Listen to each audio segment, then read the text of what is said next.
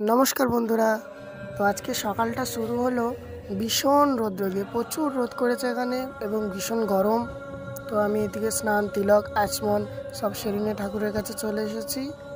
তো চলো এবার বাইরেটা রোদটা দেখাই তোমাদের।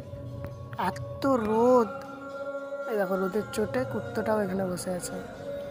এই যে আমাদের তুলসী গাছ, রাস্তায় রৌদ্রটা দেখো শুধু। আমি এখন বাসনগুলো বার করে নিই, বাসনগুলো ধুতে হবে আমাকে। যে ঠাকুরের যে নিত্য সেবা ক্রিয়াকর্মাদি আছে ওগুলো আমাকে সারতে হবে।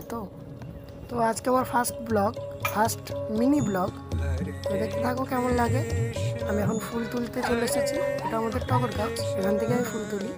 অর্চনের পাত্র সাজিয়ে নিয়েছি এবং আমি স্নান করাবো এখন ঠাকুরদেরকে।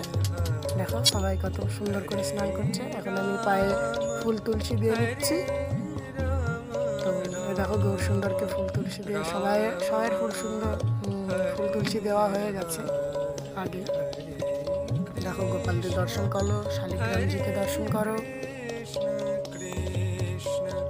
গোপালদের দর্শন করো, জগন্নাথ, গৌর গোবিন্দ, রাধাশ্যাম, আদিশহরী এবং রাধা বিনোদের দর্শন করো। ছোট্ট করে আরতির ক্লিপ রাখলাম, দর্শন করে নাও।